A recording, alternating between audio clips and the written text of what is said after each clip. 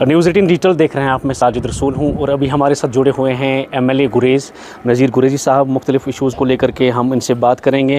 हाल ही में असम्बली में जिस तरह का हंगामा हुआ उस हवाले से भी बात करेंगे। और आज इन्होंने डिप्टी कमिश्नर बांडीपुरा के साथ एक मीटिंग ले ली, जो गुरेज़ में किशन गंगा प्रोजेक्ट में जो भी जिस तरह से कंपनसेशन के हवाले से उसमें बात उठी हैं। कई सारे लोग जिन्होंने अपनी ज़मीनें इस हवाले से दी थी लेकिन अभी तक वो कंपनसेशन उनको नहीं मिली है, उस ताल्लुक़ से भी पूछेंगे।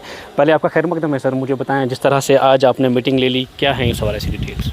देखिए, बेसिकली पिछले कई सालों से जो कृष्ण गंगा बना गुरेज़ में, इसमें बहुत सारी ज़मीनें, जायदाद, प्रॉपर्टीज़, कल्चर सब कुछ खो के बेचारों ने अपनी मुल्क के लिए वहाँ एक डैम बनाया गया और 320 मेगावाट जो है पावर वो पूरे देश को मिल रहा है, पूरे मुल्क को मिल रहा है, लेकिन वहाँ के लोगों के लिए कुछ नहीं हुआ। तो इस सिलसिले में मैंने दो चीज़ें कराई थी। एक तो मैंने कहा था लोकल जो है बिजली जो है वहाँ लोकल ही पैदा करके उनको दी जाए, जिसमें 2 मेगावाट का एक पावर प्रोजेक्ट बना।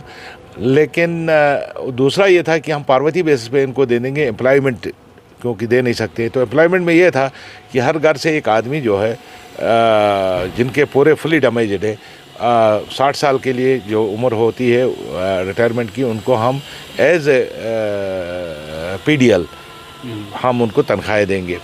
बाद में मैंने उनको गवर्नमेंट ऑफ उसकी वक्त की गवर्नमेंट को कहा, मैंने कहा अगर हम ये देते हैं तो इसमें एक बड़ा झगड़ा उठेगा, क्योंकि बार बार फिर आज ये हुआ, आज बढ़ रहा है, आप 1 टाइम ग्रांट दे दो। तो 1 टाइम ग्रांट में उन्होंने ये किया था कि जिनकी फुली डैमेज्ड है उनको 60 साल के लिए, और जिनका 75% से अबव था उनको 6 साल के लिए, और जो 75% से नीचे था 50% से उनको 3 साल के लिए, मुझे यही याद है 18 महीने के लिए हम उनको कंपनसेट करेंगे, 36 महीने के लिए। तो अब उस सिलसिले में ये फ़ाइल उन दिनों से चलती रही, बीच में 6-7 साल में उसमें कोई काम नहीं हुआ। तो आज पिछली बार मैंने डिवीजनल कमिश्नर साहब से कहा था, गुजारिश की थी, तो उसने एक मीटिंग ले ली थी इसमें, और उसमें कुछ जब मैंने उससे बात की तो उन्होंने कुछ इशूज़ उठाए थे। कहा मैंने वो DC को भेजा है और DC को 1 हफ्ते के अंदर अंदर वो फाइल भेजने के लिए कहा है। तो आज इस सिलसिले में DC साहब से मैंने मीटिंग की और उसमें जो खामियाँ थी या वगैरह थी, तो जो इशूज़ उन्होंने उठाए थे उसको रेक्टिफाई करके वापस भेज रहे हैं। और डिविजनल कमिश्नर साहब सेक्रेटरीट भेजिएगा, सेक्रेटरीट में फिर चीफ सेक्रेटरी की सदारत में फाइनेंशियल कमिश्नर जो है finance, revenue, law and parliamentary affairs, वो कमेटी बैठेगी और उस पर जो है बातचीत होगी और उसको फिर अप्रूव करके गवर्नमेंट ऑफ इंडिया को लिखा जाएगा फॉर NHPC को, और NHPC पावर मिनिस्ट्री को लिख के वो फंड वागुजार कराएंगी, और ताकि उन बेचारों को जो कसमपुरसी की हालत में जिनकी ज़मीनें गई, मकान गए, या जिनके मकान नहीं गए ज़मीनें भी गई, तो एग्रीकल्चर लैंड गई, तो उनको उतना मुआवजा नहीं मिला जितना मिलना चाहिए था। तो उस सिलसिले में मुझे उम्मीद है कि अगले 2-4 महीनों में ये मसला तय होगा और उन लोगों को बेचारों को जो है वो कंपनसेशन मिलेगा। सर, जिस तरह से हाल ही में असम्बली में हंगामा हुआ वक्फ बिल को लेकर के, अपोजिशन जमातें ये इल्ज़ाम आयद कर रहे हैं कि नेशनल कॉन्फ्रेंस इसको होने नहीं दे रहे हैं, असल मुद्दों पे वो बात नहीं कर रहे हैं। तो ये बल्कि वक्फ बिल को लेकर के ये पास भी हुई है पहले से ही, लेकिन उस पर हंगामा कर रहे हैं, असल मुद्दों से गुरेज कर रहे हैं। क्या कहेंगे इस हवाले से? असल मुद्दा क्या है? असल मुद्दा पहले मेरा मज़हब है, उसके बाद तमाम मुद्दे हैं।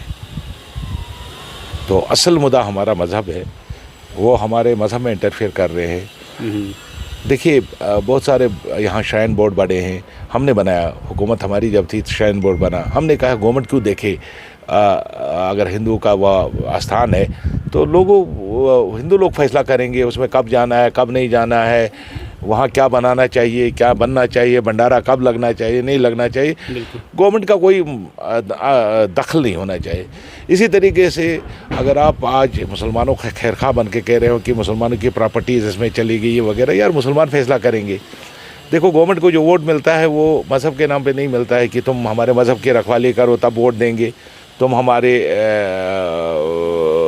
वो के पानी, बिजली, रोज़गार, सड़क के लिए वोट देते, सेहत के लिए वोट देते। अगर हम वो छोड़ के उन मुद्दों पे आ जाए जिस मुद्दे का आपके साथ कोई व्यवस्था नहीं, आपका मज़हब आपके लिए मुबारक, मेरा मज़हब मेरे लिए मुबारक, आप नमाज़ पढ़े न पढ़े वो आपका काम है, आप मस्जिद कहाँ बनाएं ये आपका काम है, आप मस्जिद की प्रॉपर्टी को कहाँ रखें, किसको दें, आपका काम है। मैं कल कहूँगा नहीं जी ये जो है फलानी मंदिर जो है वहाँ चढ़ावा ठीक से नहीं चढ़ रहा है, इसकी रखवाली के लिए मुझे रखो, मैं ठीक इंतज़ाम करूँगा। यार मैं कौन होता हूँ और उसकी रखवाली के पृष्ठ से? मज़हब चलाने के लिए मौलवी हैं, मज़हब चलाने के लिए ब्राह्मण लोग बैठे हैं, जो पादरी लोग बैठे हैं मंदिरों में, वो चलाएंगे। अगर हुकूमतें मज़हब चलाना शुरू करेंगी तो ये देश तरक्की नहीं करेगा। लीडर ऑफ अपोजिशन जो हैं सुनील शर्मा, आज उन्होंने प्रेस कॉन्फ्रेंस भी की मुनक़्क़द की। उनका ये कहना था कि जिस तरह से आपने भी कहा कि जो नारे असेंबली में लगे, अल्लाह अकबर के नारे हैं, ये बिल्कुल गैर आइनी है। लेजिस्लेटिव जहाद की टर्म उन्होंने यूज़ की। आप वो एक वक्त था जब इन्होंने शुरू किया पार्लियामेंट में जय श्री राम कहने का, हालांकि वो गलत है। चाहे जय श्री राम हो, चाहे अल्लाह अकबर का नारा हो, असेंबली के अंदर नहीं देना चाहिए या पार्लियामेंट के अंदर नहीं देना चाहिए। लेकिन सुनील शर्मा साहब को हम पे उंगली उठाने से पहले उसको देखना चाहिए कि पार्लियामेंट में उन्होंने क्या क्या किया। जय श्री राम के नारे लगाए, हाँ, तो गलत बात है, सही बात है। असेंबली में हमें पानी बिजली तो अगर सुनील शर्मा साहब को ये प्रॉब्लम हो रही है नारे तकबीर अल्लाह अकबर, तो उसको मोदी जी को कहना चाहिए था कि ये बिल मत लाओ यार, इसमें हम मज़हब की मुदाखलत है, हम क्यों इसमें मुदाखलत करें? हमको मज़हब के लिए नहीं बनाया गया है। हम मज़हब मेरा ज़ाती मामला है, मैं मस्जिद में जाऊँ, नमाज़ पढ़ूँ नहीं पढ़ूँ, कुरान पढ़ूँ नहीं पढ़ूँ, ये मेरा ज़ाती मामला है। तो असेंबली के अंदर या पार्लियामेंट के अंदर जय श्री राम हो चाहे अल्लाह अकबर के नारे वो नहीं लगने चाहिए। बिल्कुल आप एग्री करते हैं कि नहीं लगनी चाहिए। अच्छा, आखिर पे चूँकि आप गुरेज़ को रिप्रेजेंट करते हैं, बिल्कुल एक कटा हुआ एरिया है, हालांकि इस दफ़ा तो रोड पहले ही खुल गया, बहुत सारे मसाइल हैं।